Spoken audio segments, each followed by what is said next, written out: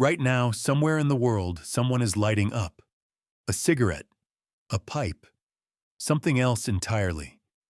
And they probably think it's a modern habit, a product of stress, of society, of advertising. But here's what nobody tells you. Humans have been inhaling smoke for over 500,000 years. Before language, before farming, before civilization, long before anyone thought to roll a cigarette, smoke was already deeply woven into what it means to be human. And the reason why is stranger than you think. Let's go back to the very beginning. 500,000 years ago, your ancestor has just discovered something extraordinary: fire. And for the first time in history, smoke fills the air around a human. They don't choose it. They don't enjoy it. They just sit near the fire because fire means warmth. Fire means safety. Fire means survival. But something happens. The smoke from certain plants drifts into their lungs, and their body responds. Relaxed, slightly dizzy, calm in a way they've never felt before. They don't understand why, but they notice it. And that noticing, that tiny moment of curiosity, started everything. For thousands of years, smoke wasn't about pleasure. It was about power. Ancient tribes across every continent discovered the same thing independently. Burn the right plant. Inhale the smoke.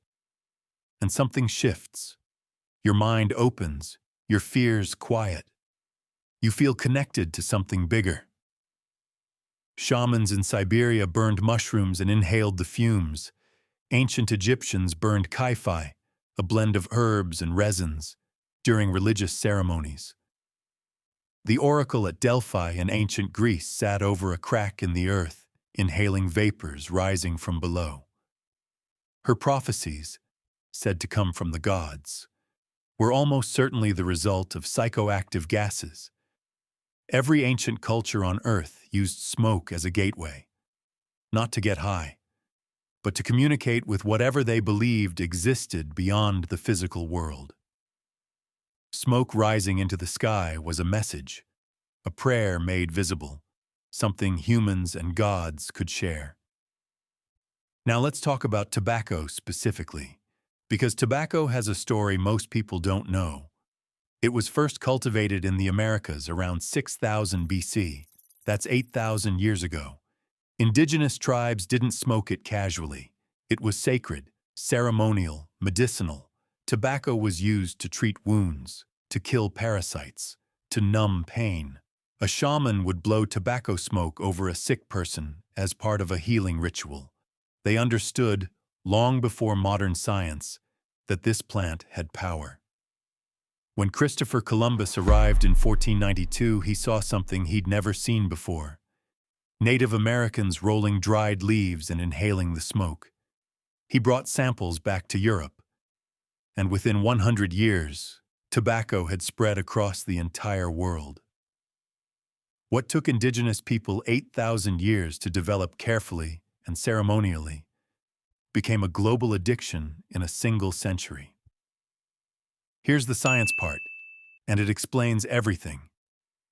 Your brain has something called nicotinic receptors. They're named after nicotine, but they existed long before tobacco. These receptors respond to acetylcholine, a natural chemical your brain already produces. When nicotine enters your body, it hijacks these receptors, floods them, overwhelms them.